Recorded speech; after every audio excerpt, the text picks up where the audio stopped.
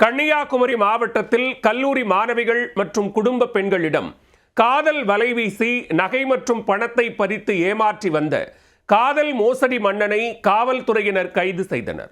Tiptop உடையணிந்து காதல் மொழி வசனம் பேசி கேடி வேலையை அரங்கேற்றி வந்த இளைஞரின் குற்ற பின்னணி என்ன? நான் அவனில்லை படபாணியில் வசதி படைத்த பெண்களை குறிவைத்து காதல் வலையில் வீழ்த்தி சொகுசாக வாழ்ந்து வந்த காதல் மன்னன். பெண்களை ஏமாற்றி அவர்களின் வீடுகளில் இருந்த நகைகளை எடுத்து வரச் சொல்லி நேக்காக அபகரித்து வந்த கேடி. ஆடம்பர வாழ்க்கைக்கு ஆசைப்பட்டு பல பெண்களை சீரழித்து பணத்திற்காக கண்ணீர் சிந்த வைத்த குற்றத்திற்கு இறுதியில் போலீசார் புகட்டிய பாடம் என்ன? கன்னியாகுமரி மாவட்டம் மார்த்தாண்டம் அருகே உள்ள பாக்கோடு பாளையங்கட்டி பகுதியைச் சேர்ந்தவர் ஜெனிஷ்.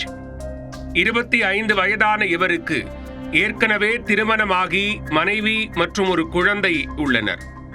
பெரிதாக வேலை வெட்டிக்கு செல்லாத ஜெனிஷ் கன்னியாகுமரி, புதுக்கடை, உண்ணாமலை கடை, களியக்காவிளை உள்ளிட்ட பல்வேறு பகுதிகளில் பள்ளி மற்றும் கல்லூரி மாணவிகள், குடும்ப பெண்களை குறிவைத்து காதலிப்பதாக கூறி பல்வேறு இடங்களுக்கு அழைத்துச் சென்று அத்துமீறலில் ஈடுபட்டுள்ளார்.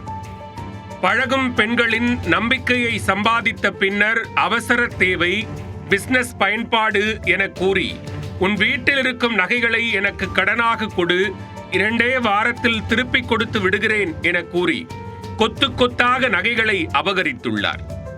காதலன் தானே, வருங்கால கணவன் தானே என யாரும் சந்தேகம் அடையவில்லை. ஒரு கட்டத்தில் கொடுத்த நகைகளை திருப்பி கேட்கும் போது தனது உண்மை முகத்தை தோலுரிக்கும் ஜெனிஷ் அதோ தருகிறேன், இதோ தருகிறேன் என கூறி கடைசி வரை தராமல் ஏமாற்றி வந்துள்ளார். இப்படி பல பெண்கள் ஜெனிஷிடம் சிக்கி பெரும் இன்னலுக்கு ஆளாகியுள்ளனர். அவர்களில் சிலர் மாவட்ட காவல் கண்காணிப்பாளர் ஸ்டாலினிடம் புகார் அளித்தனர். அப்புகாரின் பேரில் ஜெனிஷை கண்காணிக்க தனிப்படையினரிடம் உத்தரவிடப்பட்டது.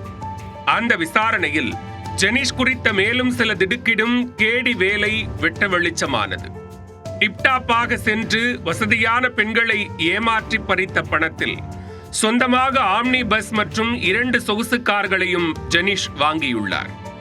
புதுக்கடை பகுதியைச் சேர்ந்த கல்லூரி மாணவி ஒருவரை காதலிப்பதாக கூறி ஊர் சுற்றிவிட்டு அவரிடமிருந்து 26 சவரன் தங்க நகையை அபகரித்துள்ளார்.